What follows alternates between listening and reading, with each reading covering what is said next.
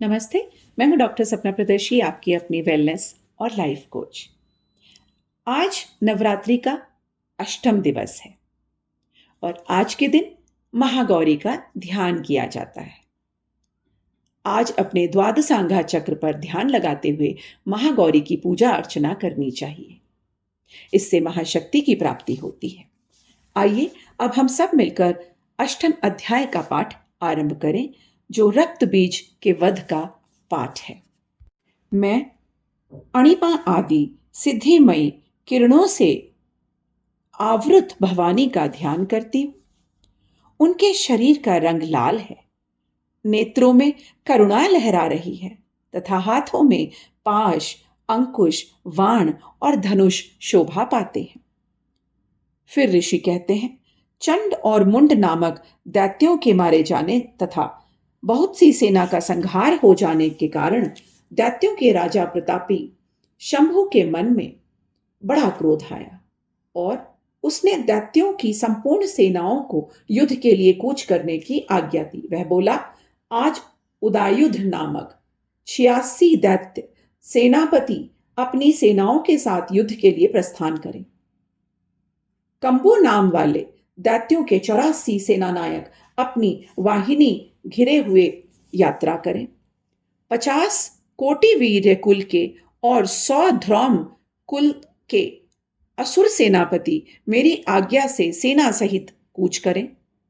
कालक, दौर्हद, मौर्य और काल के असुर भी युद्ध के लिए प्रस्थान करें। भयानक शासन करने वाला असुर राज शुंभ इस प्रकार आज्ञा दे सहस्त्रों बड़ी बड़ी सेनाओं के साथ युद्ध के लिए प्रस्थित हुआ। उसकी अत्यंत भयंकर सेना आती देखकर चंडिका ने अपने धनुष की टंकार से पृथ्वी और आकाश के बीच का भाग गुंजा दिया। राजन, उसके बाद देवी ने के सिंह ने भी बड़े बड़े जोर जोर से दहाड़ना आरंभ कर दिया। फिर अंबिका ने घंटे के शब्द से उस ध्वनि को और भी बढ़ा दिया। धनुष की टंकार, सिंह की दहाड़ और घंटे की ध्वनि से पूरी दिशाएं, संपूर्ण दिशाएं गूंज उठी। उस भयंकर शब्द से काली ने अपने विकराल मुख को और भी बड़ा कर लिया और इस प्रकार वो विजयिनी हुई। उस तुमुल नाद को सुनकर दैत्यों की सेनाओं ने चारों ओर से आकर चंडिका देवी और सिंह तथा काली देवी को क्रोधपूर्वक घेर लिया। हे राजन, इसी बीच में असुरों के विनाश तथा देवताओं के अभ्युदय के लिए ब्रह्मा, शिव, कार्तिकेय, विष्णु तथा इंद्र आदि देवों की शक्तियां, जो अत्यंत पराक्रम और बल से परिपूर्ण थीं, उनके शरीर से निकलकर उन्हीं के रूप में चंडिका देवी के पास गईं। जिस देवी का जैसा रूप था, जैसी वेशभूषा और जैसा वाहन, ठीक वैसे ही साधनों से संपन्न होकर उसकी शक्ति असुरों से युद्ध करने के लिए तैयार हो गई। सबसे पहले हंस युक्त विमान पर बैठी हुई, अक्षसूत्र और कमंडलों से सुशोभित ब्रह्मा जी की शक्ति उपस्थित हुई, जिसे ब्राह्मणी कहते हैं। महादेवी की शक्ति वृषभ पर आरूढ़ होकर, हाथों में श्रेष्ठ शूल धारण किए हुए, महानाग का कंकण पहने, मस्तक में चंद्र रेखा से विशोभित होकर के वहां आ पहुंची। कार्तिकेय जी की शक्ति स्वरूपा जगदंबिका का उन्हीं का रूप धारण किए हुए श्रेष्ठ मयूर पर आरूढ़ होकर के, हाथ में लिए हुए शक्ति लेकर के दैत्यों से युद्ध करने के लिए वहां आई।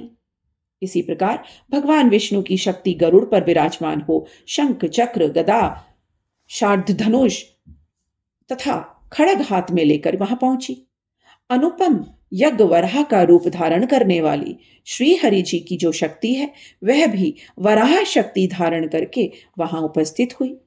नरसिंह जी की शक्ति भी नरसिंह समान शरीर धारण करके वहां आई। उसकी गर्दन के बालों के झटके से आकाश के तारे बिखरे पड़े हुए थे।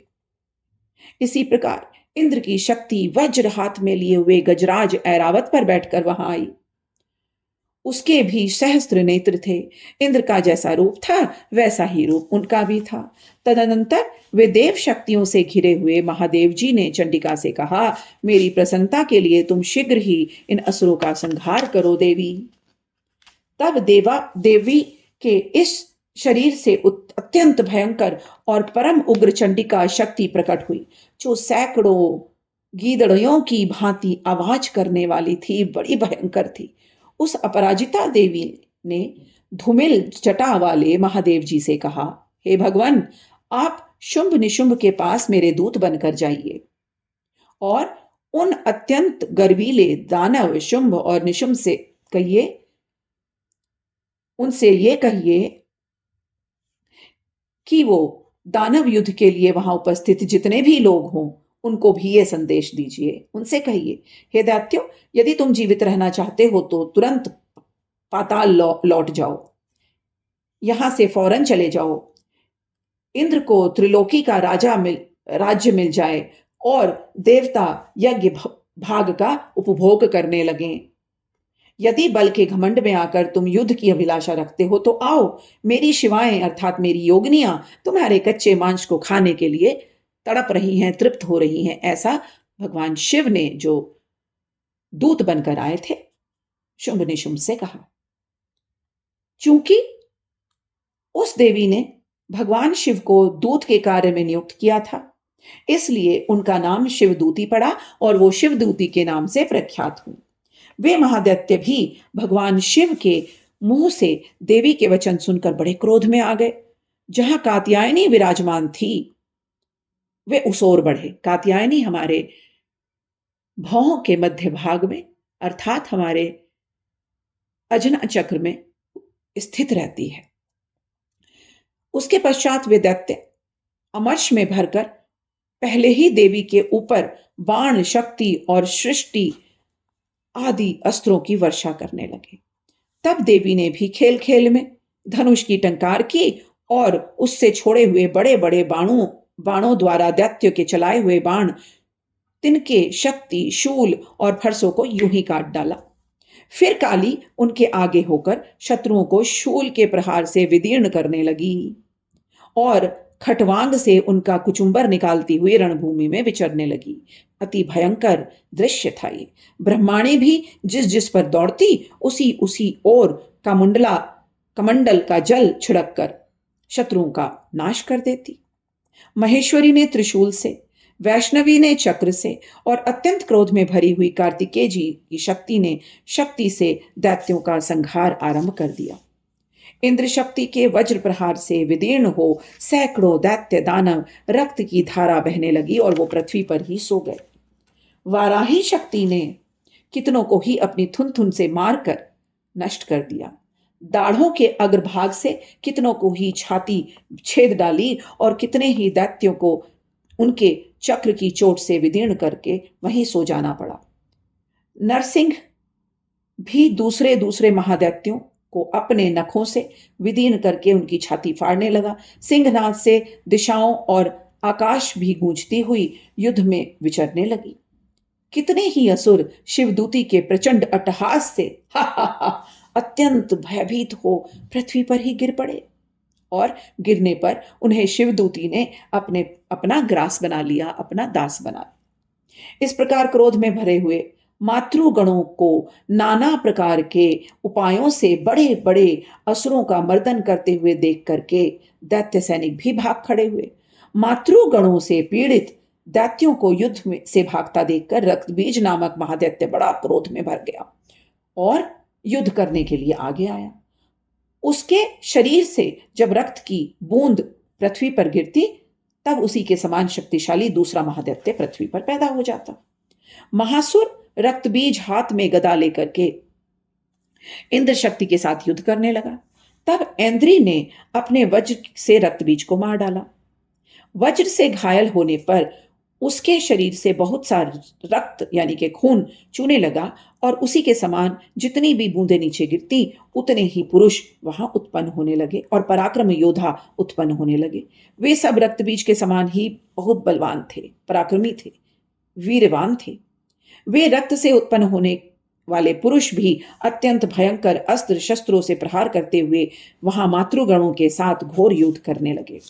पुनः वज्र की प्रहार से जब जब मस्तक घायल हुआ तब रक्त बहने लगा और उससे हजारों पुरुष उत्पन्न होने लगे। वैष्णवी ने युद्ध में रक्त बीज पर चक्र का प्रहार किया। ऐन्द्री ने दैत्य सेनापति को गदा की चोट पहुंचाई। वैष्णवी के चक्र से घायल होने पर उसके शरीर से जितना भी रक्त बह रहा था उससे बारंबार उतने ही महादैत्य प्रकट हो रहे थे। उनके द्वारा संपूर्ण जगत व्याप्त हो रहा था। कौमारी शक्ति से वारिही, खड़ग से महेश्वरी, त्रिशूल से महादैत्य रक्तबीज को घायल किया। क्रोध में भरे हुए महादैत्य रक्तबीज से गदा से अपनी मातृ शक्तियों पर पृथक पृथक प्रहार करने लगा। शक्ति और शूल आदि के अनेक बार घायल होने पर जो उसके शरीर से रक्त की धारा पृथ्वी पर गिरी, वैसे ही सैकड़ों असुर उत्पन्न होने लगे। इस प्रकार उस महादैत्य के रक्त से प्रकट हुए असुरों द्वारा संपूर्ण जगत व्याप्त होने लगा। ऐसा लग रहा था कि जहां देखो महादैत्य ही महादैत्य नजर आ रहे हैं। इससे उन देवताओं को बड़ा क्रोध आया।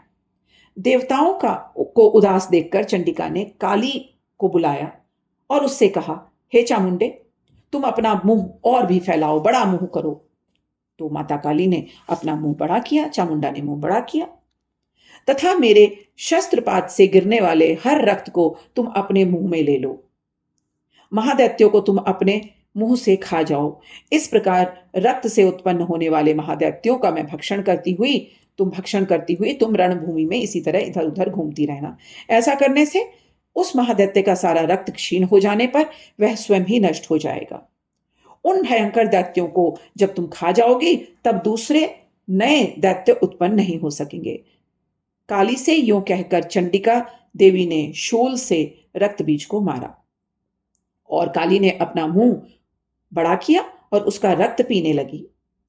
तब उसने वहां चंडिका पर गदा से प्रहार किया, किंतु उस गदा से देवी की शरीर पर लेश मात्र भी वेदना न हुई पहुंची। बिल्कुल भी कष्ट नहीं हुआ।